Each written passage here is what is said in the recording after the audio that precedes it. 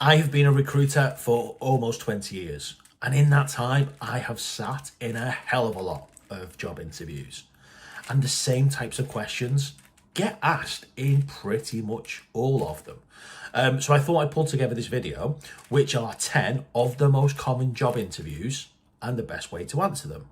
Because these questions, you will be asked at least a few of them in your next job interview because they always get asked. So I'm going to go through each of the 10 questions and the best way to answer them. For those of you who've never come across me before or don't know who I am, my name's Lee. I've been in the recruitment and talent acquisition space for almost 20 years. I set up this channel and my blog and all of my other social media networks to just give people really no nonsense job search advice. So hit the follow button or the subscribe button so you don't miss future videos, and then check out the link in my profile as well, where you'll get links to like free CV templates, free job search guides, and loads of other free stuff. So let's get into the questions. The first question, and this will probably get asked in every single job interview that you go to, and it's, tell me about yourself. Now, most people overthink the answer to this question. They're not trying to trick you. They're not trying to trip you up. It's just a nice way to ease you into the interview. It's a little bit like an icebreaker question.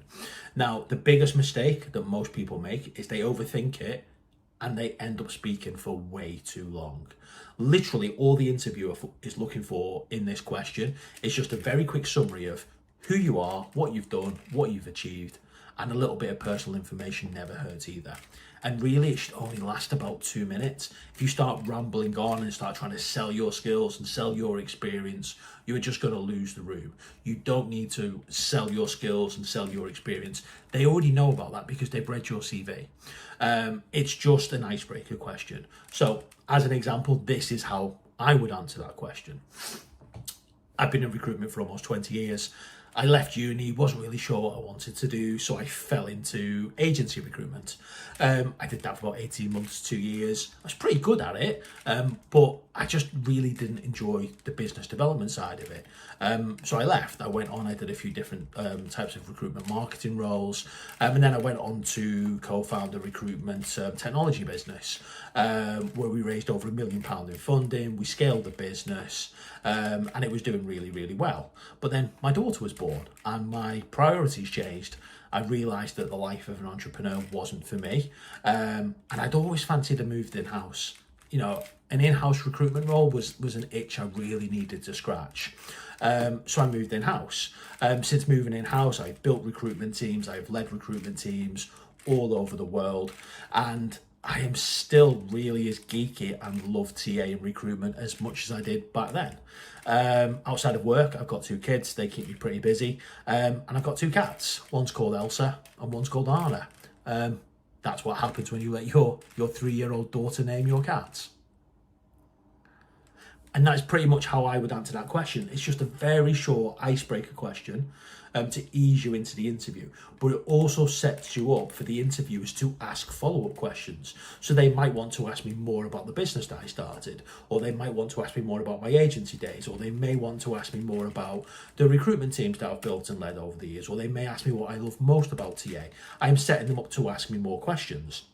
But that's all they're looking for. Don't overthink it, but prepare an answer to that question before every single interview, because there's a pretty good chance that you're going to be asked it. Now, the next most common question, and again, you will probably get asked this one, so it makes sense to prepare an answer for it, is what is your biggest weakness? Now, personally, I hate this question. I don't think it really tells you anything. But the reason why interviewers ask this question is because they want to make sure that, one, you understand that you're not perfect, and you've got some self-awareness, but then are you being proactive in taking steps to improve that weakness? And that's all that they're really looking for. And as long as it's not directly related to the job, it kind of really doesn't matter what weakness you choose. So in my role, for example, it would be terrible for me to say, I'm really terrible at speaking to people on the phone because it's a core part of being a recruiter. Or one of my biggest weaknesses is that I'm terrible at getting into difficult conversations, because again, it's a key part of a recruiter. But as long as it's outside of like the key requirements for the role, it kind of doesn't really matter what weakness you choose. Here's an example of one that I've used in the past, and that is I'm really not great at public speaking. The thought of getting up in front of a few hundred people, in front of a team, and delivering a talk or a speech, and engaging those people is always something that I've not been particularly very good at, and not really enjoying. I was got quite nervous before doing it. But what I've started to do is I've started to look for opportunities to speak at events, because the more I do it, the better I'll get at it and the more comfortable I'll feel doing it. So I have spoke at recruitment events on stage. I've been part of panel discussions. I've done a few webinars. I've done a few podcasts, and I am getting more comfortable in doing it. That's one example. Another example you might give is I'm not very good at delegating. I've always been under the impression that it's probably quicker and easier for me to just do tasks myself rather than delegate it to people in my team. But what I very quickly realised is that, one, I become a bottleneck and things don't get done. But then also, two, I'm potentially taking away learning opportunities from the people in my team. So what I've started to do is I've looked at tasks and I thought to myself, do I really need to do this, or is this a good opportunity for somebody else in my team to do it? And I've started to be really conscious of what work I should delegate and what work is best that I do. And that's it. Kind of doesn't really matter what the weakness is. They just want a grasp that you have got some self-awareness and you are taking some proactive steps to improve on that weakness. The next question, again, you will probably get, and it's a terrible question, is why do you want to work here? Now, the best way to answer that is to make sure you've done your research before the interview. Like, there must be a reason why you've applied. And for most people, the answer is, look, I want more money, or I want money, or I just need a job and I don't care where it is. But that's not what they're looking for. They want to know that you've done your research and that you're taking it seriously. Because what they don't want to do is get all the way through the interview process, get to the point where they really like you and they want to offer you a job, only to find out that you weren't really that keen in the first place. They want people who are keen to work there, because they don't want to waste their own time. So all you need to do for this one is do your research beforehand and find something either in the job description or on the company website that is a reason why you want to work there. So again, to give you an example, in one of the jobs I've applied for before, they asked me why I wanted to work there, and it was, well, I know that you are building a function from scratch. I've never built a function from scratch. It would be a really great learning opportunity for me. I think I've got the skills and the experience to do it, but I would love the environment to build it from scratch. And that was the answer I gave, and I got the job. I'm giving them a reason why I want to work there. And it can be about the company, it can be about the role itself, it can be about the sector, but just try and find a good reason why you want to work there. The fourth most common interview question is, why should we hire you?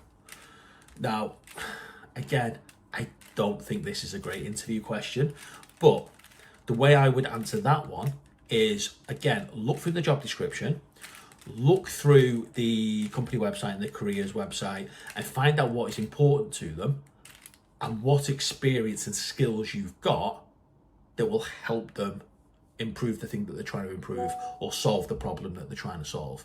So an example, you might say that I've looked on your careers website and I can see that client satisfaction is really important to you.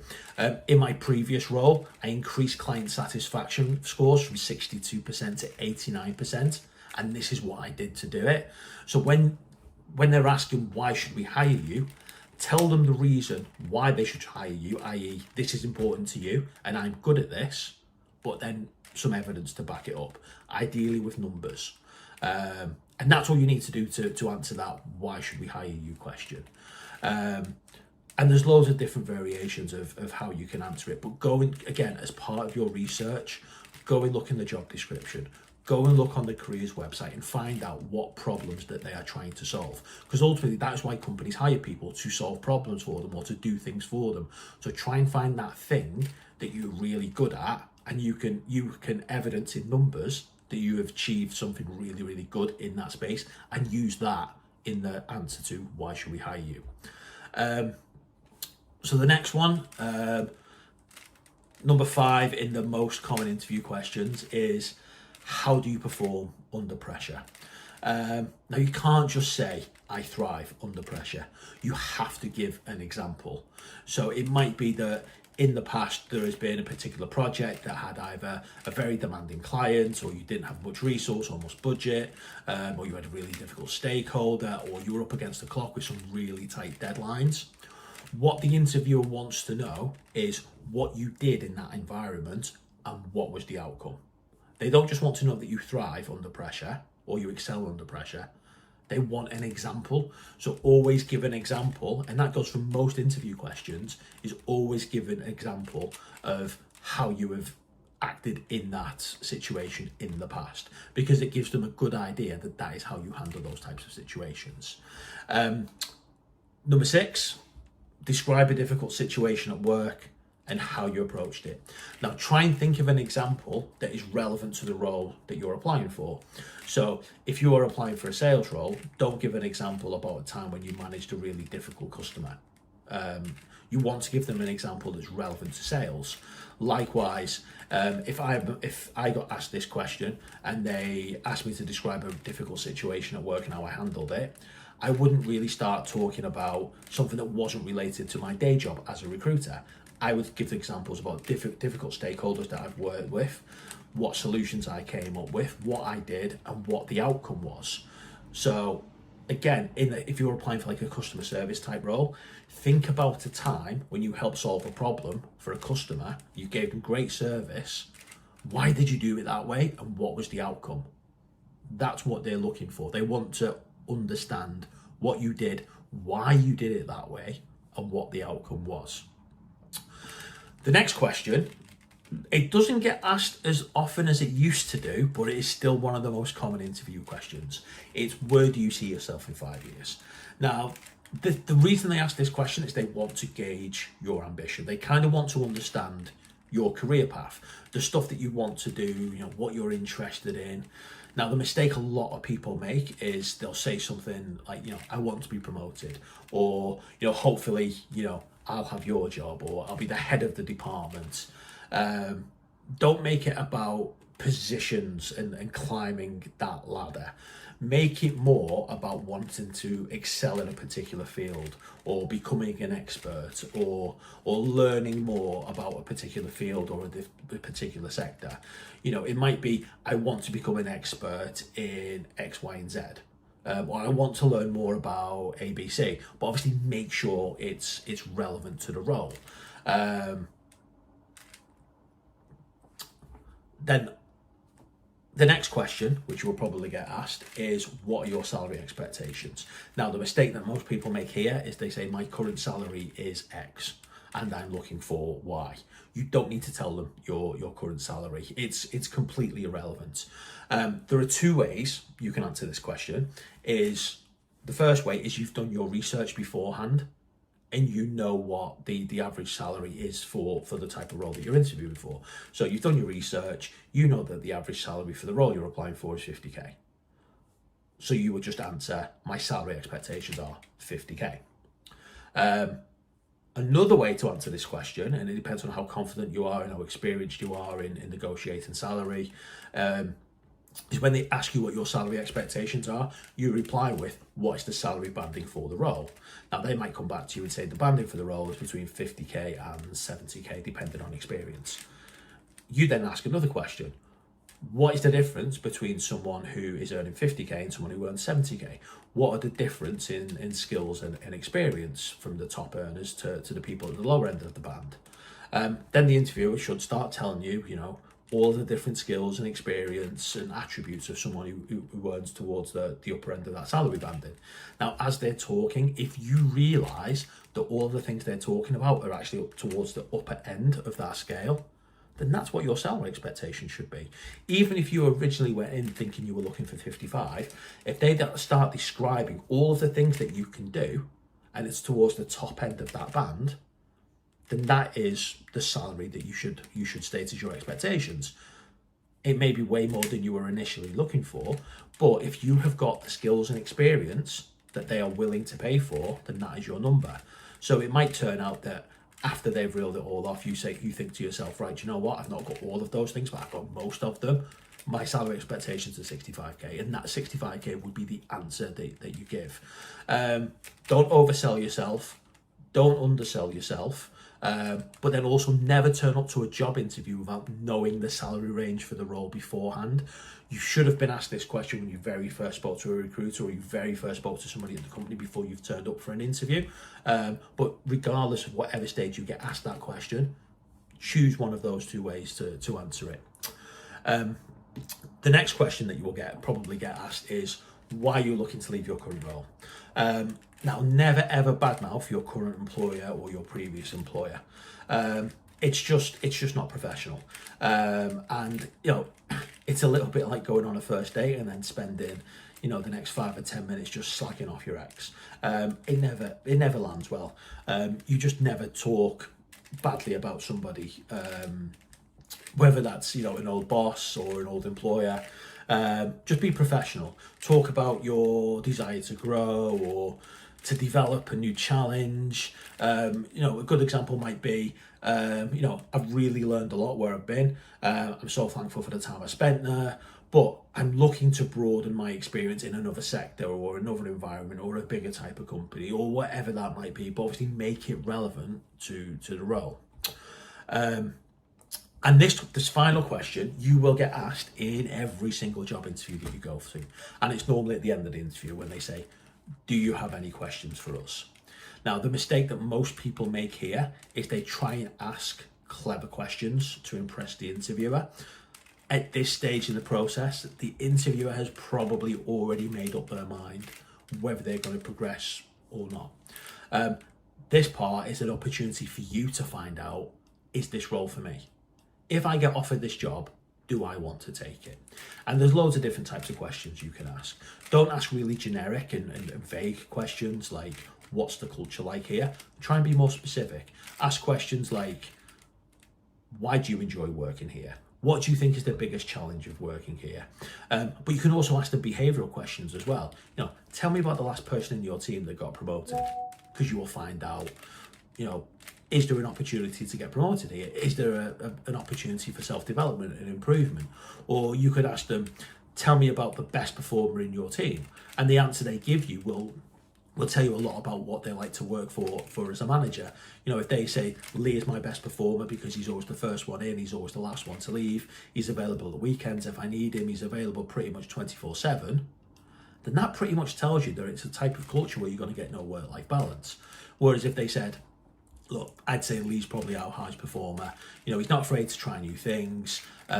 He learns from his mistakes, and he really, really cares about what he does, and he gets really good results.